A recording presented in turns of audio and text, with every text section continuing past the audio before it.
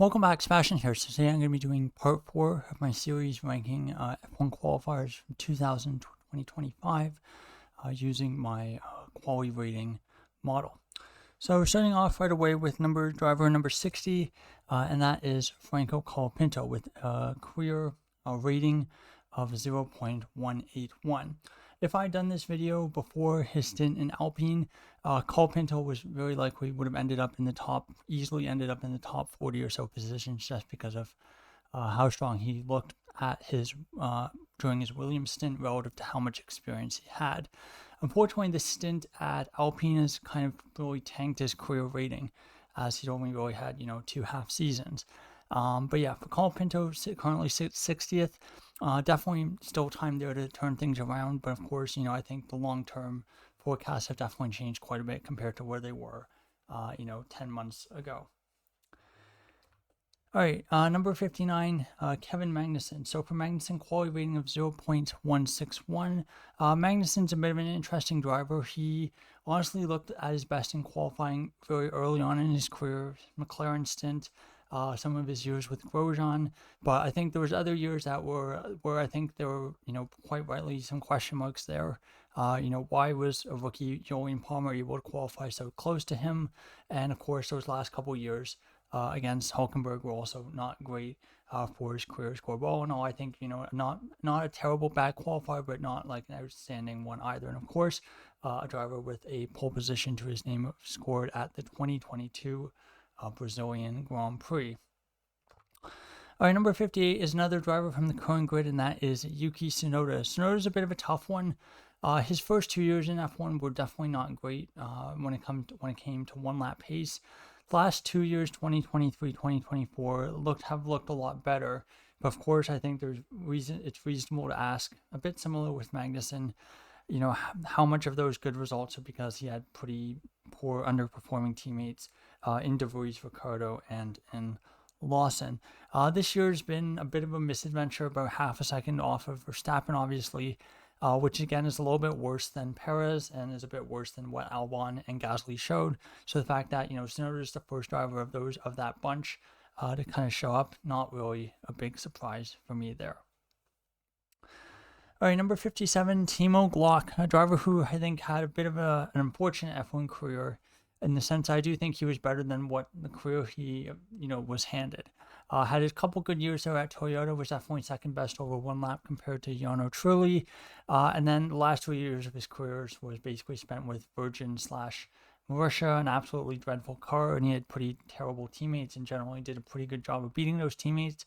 But despite that, didn't really ever get another shot at a better team and left the series after 2012. But still, based on those 5 years total, again, 57th is about right for Glock.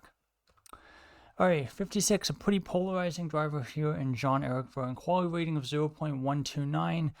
For Vergne, his first couple years in F1, I think he was, I'd say, a match for, or even better than Ricciardo in the races, but qualifying really struggled.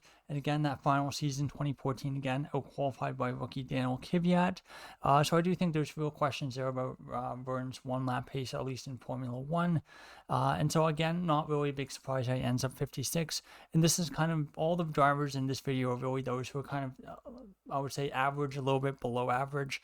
But again, drivers who are generally not, above average to great qualifiers either. Okay, number 55, Jack Doohan. A bit of a surprise to see Doohan this high up. Quality rating of 0.104. But again, this is the model, or at least the results I presented, correct for age and experience. And given that Doohan, he only really had a half season F1, it suggests that, should he have, if he had been able, given time, 2 to 3 years to develop, he could have, developed into a driver who, in qualifying at least, was, about on par with Tsunoda, on par with Magnussen, Vergne, some of the other drivers I basically have mentioned who's basically around. But of course, Doohan didn't really get that opportunity, was kind of kicked aside. And of course, Colapinto, I just mentioned, was the first driver in today's video, of course, came in. Would have been interesting to see what Doohan could have done with more time. I always thought, coming before his half season, I always thought he looked like he was probably going to be a better qualifier than racer. just based on his junior results, and that's kind of what ended up happening, I should say. But again, unfortunately, not enough to convince Flavio Briatore.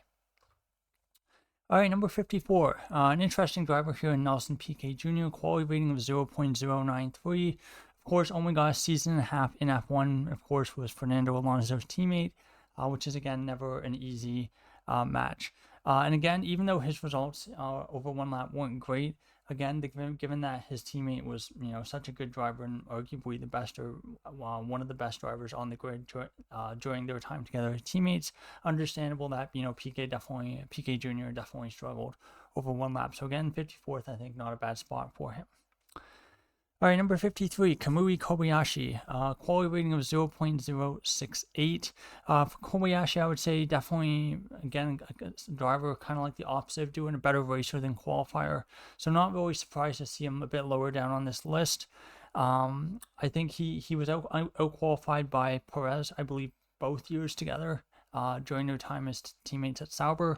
Of course, absolutely destroyed Marcus Ericsson 2014 and was much better than Pedro de la Rosa, and again, better than Nick Heidfeld, but very, very small sample size there. And of course, Heidfeld coming in right at the end of the season. But for Kobayashi, decent qualifier. But again, another guy who's, absolutely setting the world alight over one lap. All right, number 52, very similar to Nelson Piquet, is Stoffel Van Dorn, a quality rating of 0.064. A driver who had the misfortune of being Fernando Alonso's teammate and kind of being in the wrong place at the wrong time. Of course, this was a McLaren team that was kind of in disarray. And again, the model suggests that if Van Dorn would have been given enough time, I know he came into F1 a little bit later. I think he was in his early mid-20s already, which again, compared to some of the drivers today, like Antonelli, for example, definitely a little bit on the older side, but still pretty inexperienced, especially relative to Alonso, and a pretty tricky McLaren. So I think, if he had a different teammate, had been given a couple more seasons, I think it would have, turned out all right for him. But yeah, unfortunately for him, 52 on this list and only got those 2 seasons in F1 to show for it. All right, 51, our first world champion on the list, but of course didn't win a world championship during, the time period we're looking at, given that we're looking at 2025, and Villeneuve's best years were definitely, I would say, in the 90s. But for Villeneuve, quality rating of 0.062, had some good years there. In terms of one lap pace, was definitely a lot better than Zonta, was generally a little bit better than Panis as well, but, a little bit worse at times as well. And then unfortunately after that, there's a couple years afterwards, I think against Button, Massa, Nick Heidfeld even was definitely second best there. So those last years definitely kind of skew the average, given that, Villeneuve didn't do a ton of racing in the 2000s, but overall ends up 51st on this ranking. All right, number 50 is Mika Salo. Only 2 years here, so again, a bit of a small sample size, a bit like Villeneuve, but quality rating of 0.059. 2 years there, I think one at Sauber, I think pairing up with Pedro Diniz, and then another year, of course, Toyota's first year with Alan McNish. 2 not great drivers as teammates, so again, that maybe makes his rating look a little bit better than it actually was, but still, for Salo, 50th on this list. Number 49, a driver who I definitely think should have gotten more time in Formula 1, and that is Sergei Sorokin, quality rating of 0.054. If you look at, Sorokin's quality gap to Lance Stroll in his rookie season 2018, and then you look at, what Stroll was able to do the following year up against Sergio Perez, it suggested that, there wasn't that much of a gap there between, Perez and Sorokin. And if Sorokin had, been able to develop, if he had been able to stay on as George Russell's teammate in 2019, it would have been, pretty interesting to see what would have happened there. I still think he would have been out qualified by Russell had they been teammates, but I think would have been quite a lot closer than the showing that Robert Kubica was able to put up. Anyway, I think a driver whose career was a little bit shorter than it probably should have been, and Sorokin ends up 49th on this list. All right, number 58, 48, another Russian driver, and this is Danil Kvyat, quality rating of 0.053. Of course, out-qualified John-Eric Byrne his rookie season, so pretty good result there. Honestly, very, very close to Daniel Ricciardo in 2015. That was a very, very good showing by him over one lap in terms of one lap pace. But 2016, of course, gets demoted, gets absolutely destroyed by Sainz. I think one year was a lot closer than the other in terms of his 2 years against Sainz. was away for a year and then comes back and is again second best compared to Gasly over their year and a half together, and again was about evenly matched with a rookie Albon as well. So again, for Kvyat, I think an okay qualifier, but again, I think his one lap pace was never exceptional.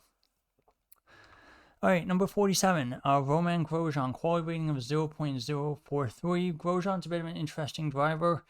His early seasons in those Lotus cars were pretty good, but again was second best in terms of one lap pace to Kimi Räikkönen.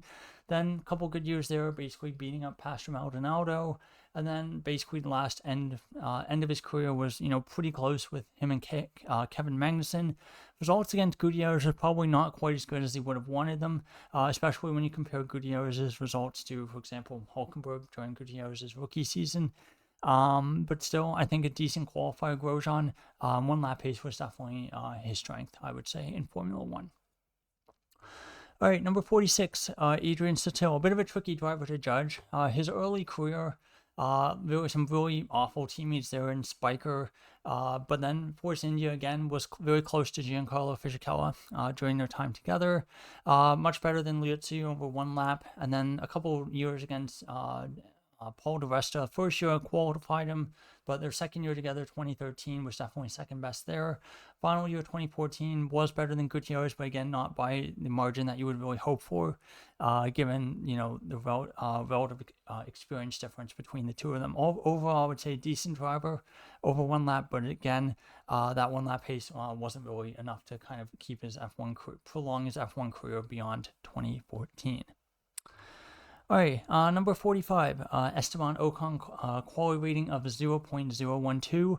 Ocon's a really tricky driver. I think early in his career, 2017, 2018, he was, really hyped up as this driver who had, really good one-lap pace, and there was certain results, 2018 especially, like I can remember when he, qualified third at Spa, where, he was hyped up as, being one of the best young qualifiers on the grid. And then it seems after that, especially when he left the grid 2019 and then came back 2020, he never really seemed to be able to kind of reclaim that, qualifying form. It may just be that, he had much more difficult teammates compared to Sergio Perez 2017, 2018, as he did have a pretty tough list of Ricciardo. And again, this was McLaren Ricciardo. And then again, Alonso for 2 years, Gasly for another 2 years. And then, of course, this year, teaming up against Behrman, this is probably the first, real year this year where I think he's, really underperformed in qualifying, given that, Behrman's actually winning the teammate head-to-head. But for Ocon, for his career average, still pretty good, and ends up 45th on my list. All right, number 44, driver who I was kind of surprised he was this high on my list, but it is Sebastian Bourdais, quality rating of 0.004, so very, very close to basically being in the positive on this, or I guess in the negative, as that's actually the positive, given how this is scored. But for Bourdais, a bit of a tricky career. Of course, only had the year and a half in Formula One. First year, definitely second best compared to Sebastian Vettel. And then over that second half season, 2009, was definitely second best compared to rookie Sebastian Buemi. And then again, kind of unceremoniously ejected from the Red Bull system by Helmut Marko midway through the season, as his results were deemed to not be good enough. But for Bourdais, a bit of a really short career, so a bit of a small sample size here, so a bit surprised I ended up this high on the list. But again, that's kind of how it goes sometimes, especially with some of the drivers who have, smaller sample sizes. Okay, number 43, unfortunately, is Jules Bianchi, quality rating of 0.003. Of course, for Bianchi, his F1 career was much shorter than it really should have been. Tragically lost his life as a result of injuries suffered in the 2014 Japanese Grand Prix. Drivers, again, similar to the Mauritia drivers from the following year, 2015, really difficult to assess given that his only teammate that he had was Max Chilton. But again, based on the model that I use, his results do look pretty good. And again, very, very close to basically breaking into the top 40, which is pretty good. And, he's ahead of some pretty accomplished drivers like Ocon. I guess Magnussen, Grosjean would also be in that category of drivers who have been just behind him. So again, I think it really shows that, if Bianchi could have had, I think, a really, really solid, 10 to 15 year career in F1, if those, fateful events of Japan 2014 had not happened. Okay, moving on to number 42, John Alesi, another driver who, again, small sample size here, only did 2 seasons, 2000, 2001. 2000 teaming up against Nick Heidfeld, really, really close there with him. 2001, I think basically had a turnstile of teammates there. Started the season off with Gaston Mazzacane, basically obliterated him there, then moved over to Luciano Berti, and then basically ended his career, basically switched teams mid-season, went over to Jordan, and again was definitely, I would say, second best to Jarno Trulli there, but still not absolutely terrible. But for Alesi over those 2 years, still pretty impressive, 42nd on the list, despite the fact that he would have been quite a bit older, with a quality rating of negative 0.003. Okay, number 41, final driver on this list. A bit of a surprise to see him this low. I would have honestly expected him to be in the top 30, top 25 maybe, and that is Rubens Barrichello. So quality rating of negative 0.007. For Barrichello, quite a few pole positions in his career, I believe 14 total. And again, I believe all but 1 or 2 of those were in the 2000s, so most of those being in the time period. Had some good years there at Ferrari. Again, most of the years his quality gap to Schumacher was quite big, but there were some years there, especially in the refueling era, where the timings are, the gap between teammates were kind of muddied, just because of how the refueling system worked. So again, that definitely played a role in it. Was very, very close in terms of 1 lap pace with Button, but again, unfortunately, refueling error. So again, a bit more trickier to tease out who was actually faster. And towards the end of the time period, again, teammates with Hulkenberg and Barrichello, and of course can't be teammates with himself, teammates with Maldonado. Definitely quite a bit better than Hulkenberg, but again, Hulkenberg's rookie season in 2011 was a bit quicker, but than Maldonado. But again, at that stage, definitely, up in the older side in his late 30s at that point. So again, not a big surprise that the 1 lap pace would have, caked off a little bit, fallen off a little bit at that point. So there you go. That is drivers 60 to 41 on my quality rating ranking for drivers between 2000 and 2025. We only have, we're at 41, so we only have 2 more videos left, part 5, part 6, drivers 40 to 21, and then 1 to 20, of course. So thank you so much for watching, and goodbye.